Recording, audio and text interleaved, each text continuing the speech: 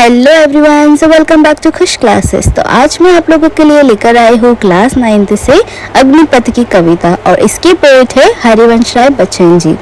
तो इस कविता में कवि ने हमें यह संदेश दिया है कि जीवन संघर्ष का ही नाम है और उन्होंने यह कहा है कि इस संघर्ष से घबराकर कभी थमना नहीं चाहिए बल्कि कर्मठतापूर्वक आगे बढ़ते रहना चाहिए। कवि के अनुसार हमें अपने जीवन में आने वाले संघर्ष का खुद ही सामना करना चाहिए। चाहे जितनी भी कठिनाई आए, हमें किसी से मदद नहीं मांगनी चाहिए। अगर हम किसी से मदद ले लेंगे तो हम कमजोर पड़ जाएंगे और हम जीवन रूपी संघर्ष को जीत नहीं पाएंगे। खुद के परिश्रम से सफलता प्राप्त करना ही इस कविता का प्रमुख लक्ष्य है। तो चलिए बढ़ते हैं पंक्तियों की ओर। तो प्रस्तुत पंक्तियों में कवि हरिवंश राय बच्चन जी ने हमें यह शिक्षा दी है कि अपने जीवन में हमेशा कर्म करते रहना चाहिए।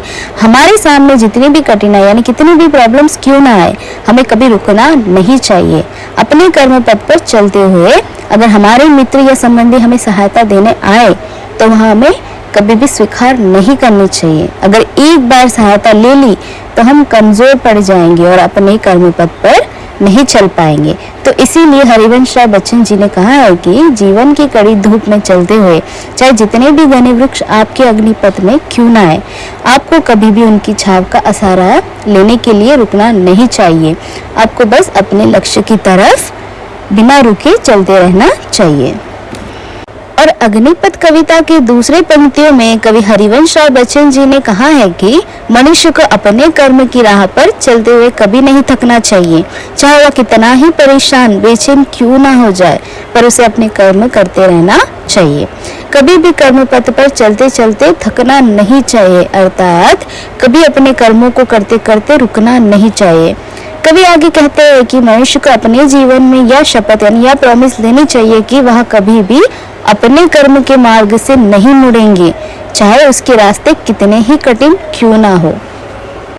और लास्ट वाले पंक्तियों में कवि कहते हैं कि जब मनुष्य अपने कर्म के रास्ते पर चलता है तो उसे धूल, तेज धूप और आंधी रूपी सामाजिक समस्या का सामना करना पड़ता है और इन समस्या का सामना करते करते मनुष्य पसीने, आंसू एवं खून से लथपथ होकर भी अपने कर्म के सच्चे रास्ते पर आगे बढ़ता ही रहता है।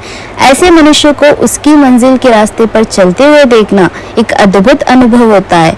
तो इसीलिए अग्निपथ कविता की उपयुक्त पंक्तियों में कवि ने इसे एक महान दृश्य कहा है। उनके अनुसार कठिनाइयों का सामना कर बिना रुके सच्चे रास्ते पर चलते चलते ही मनुष्य अपनी जिंदगी की मंजिल को पा सकता है।